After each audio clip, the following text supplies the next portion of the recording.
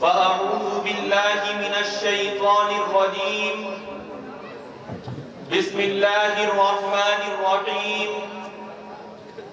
واعتصموا بحبل الله جميعا ولا تفرقوا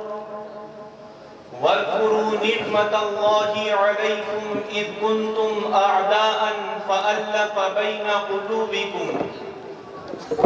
فأصبحتم بنعمته إخوانا وكنتم على شفا حفرة من النار فأنقذكم منها كذلك يبين الله لكم آياته لعلكم تهتدون صدق اللہ العظیم۔ بہار نو سے تم ماضی میں اب باد خزاں تم ہو، بہار نو سے تم ماضی میں اب باد خزاں تم ہو، نشان راہ تھے ماضی میں اب تو بے نشاں تم ہو، تھے تم ماضی میں شعلہ آج بس اڑتا دھواں تم ہو، تھے تم ماضی میں شعلہ آج بس اڑتا دھواں تم ہو، نہیں جس کا ٹھکانہ کوئی ایسے کارواں تم ہو۔ اسٹیج پر تشریف فرما حضرات اساتذہ کرام، اکابر علماء کرام، دور دراز سے تشریف لائے ہوئے تمام مہمانان عظام، حکم صاحبان اور بزم اسعد کے عندلی کو، نور و نکہت سے معمور اس روح پرور بزم میں ناچیز کو مسلمانوں کی ذلت اور اس کے وجوہ اسباب پر روشنی ڈالنی ہے، یعنی اس قوم کی داستان علم سنانی ہے جس کو خیر امت کا لقب عطا ہوا ہے، اس ملت کی پسماندگی، درماندگی، ضبو حالی اور شکستہ حالی کا ذکر کرنا ہے جس سے وَأَنْتُمُ الْأَعْلَوْنَ إِن كُنتُم مُؤْمِنِينَ کا وعدہ کیا گیا ہے، اس امت کے انتشار و افتراق اور اضطراب و خلفشار کا مرثیہ پڑھنا ہے جس کو جسد واحد اور بنیان مرصوص کہا گیا ہے، اس قوم مسلم کی محکومیت و مغلوبیت اور مقہوریت کو بیان کرنا ہے جس کی حکومت و قیادت کے گواہ عرب و عجم ہیں، اس قوم کی بربادی کا ذکر کرنا ہے جس قوم کے ماضی نے خلفائے راشدین کا دور دیکھا ہے، اس قوم کا رونا رونا ہے جس کی شان و شوکت کے پرچم صحرائے افریقہ سے دیوار چین تک، مصر سے ایشیائے کوچک تک، فارس سے اسکندریہ تک، خراسان سے آذربائیجان تک، دریائے سندھ سے مراکش و اسپین تک لہرائے، اور جس قوم نے مغرب کے کلیساؤں میں نعرہائے توحید سے ہنگامے برپا کر دیے۔ حضرات، ایک دور تھا کہ ہمارے تصور سے بڑی بڑی حکومتوں کے فرما روا لرزہ بر اندام ہو جاتے تھے، بڑی بڑی ظالم و جابر سلطنتیں کانپ جایا کرتی تھی۔ انہی باتوں کی ترجمانی کرتے ہوئے شاعر مشرق ڈاکٹر علامہ اقبال نے کیا ہی خوب کہا ہے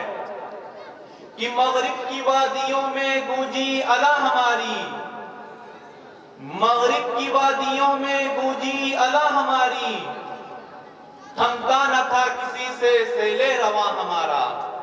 حضرات، تاریخ کے پڑھنے والوں نے پڑھا ہوگا کہ جب مسلمان عورتوں اور بچوں کا قافلہ سندھی ڈاکوں کے ہاتھوں سے لٹا اور ایک بچی نے اغتیا حجاج کی آواز لگائی تو اسلام کا ایک جری شیر محمد بن قاسم نے ان ظالموں پر یلغار کر دی اور بڑے بڑے شیطانی چیزوں کی نیندیں حرام کر دی، یہاں تک کہ سندھ مسلمانوں کا ایک قلعہ شمار کیا جانے لگا۔ یہی نہیں، مسلمانوں کی تاریخ بہت طویل ہے، اس تاریخ میں اگر ایک طرف خالد بن ولید جیسے سیف اللہ نظر آئیں گے تو دوسری طرف صلیبیوں سے ٹکرانے والا صلاح الدین ایوبی جیسا فاتح بیت المقدس نظر آئے گا۔ اگر ایک طرف مغرب کے کاشانوں میں طارق بن زیاد جیسا جاباز کمانڈر دکھائی دے گا تو دوسری طرف میسور کی دھرتی پر جام شہادت نوش کرنے والا سلطان ٹیپو جیسا شمع توحید و رسالت کا بے باک پروانہ ملے گا۔ اگر ایک طرف جلال آباد کی سرزمین پر حضرت حمزہ کی سنت کو زندہ کرنے والا شفیق مدنی جیسا مستانہ شہادت دکھائی دے گا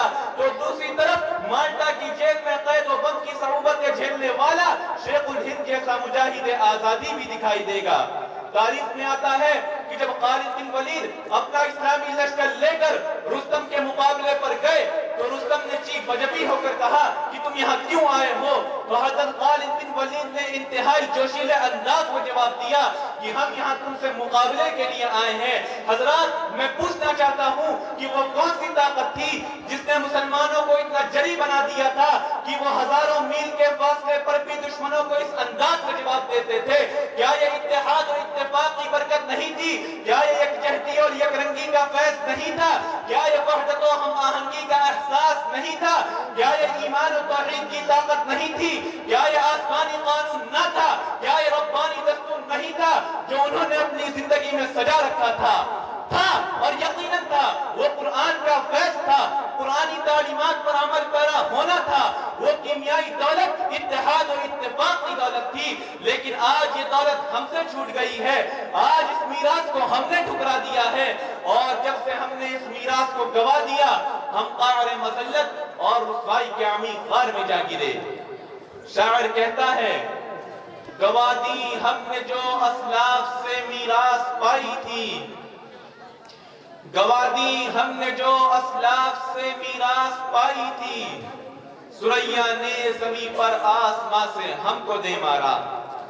اے ملت اسلامیہ کے پاسبانوں، اے خالد بن ولید کے فرزندوں، اے محمد بن قاسم کے پیروکاروں، اے مولانا قاسم نانوتوی اور مولانا تھانوی کے مقتدیوں، اٹھو اور بیدار ہو جاؤ، غفلت و بے ہوشی کی چادر کو چاک کرو اور عقل و ہوش کی ذرا پہن لو اور دیکھو آج اسلام کو ہر جہاں جانب سے مجروح کیا جا رہا ہے، کہیں قرآن کریم کو مشق ستم بنایا جا رہا ہے، کہیں رسالت مآب صلی اللہ علیہ وسلم کے مجسمے بنا کر توہین و اہانت کی جا رہی ہے۔ تم بیدار ہو جاؤ، قرآن کریم کے ضابطوں کو اپنا نصب العین بنا لو، تم متحد ہو جاؤ۔ آج تاج محل تمہیں آواز دے رہا ہے، لال قلعے کا لٹا ہوا جاہ و جلال تمہیں پکار رہا ہے، قطب مینار کی لٹی ہوئی رونق تمہاری خودداریوں کو جھنجھوڑ رہی ہے، کشمیر کی دو شیزائیں شوارع عامہ پر کھڑی ہو کر تمہیں صدائیں دے رہی ہیں، جمنا کا پانی وضو کی دلکشی کا عکاس ہے، کنارے رود گنگا سے اذانوں کی آواز گونج رہی ہے،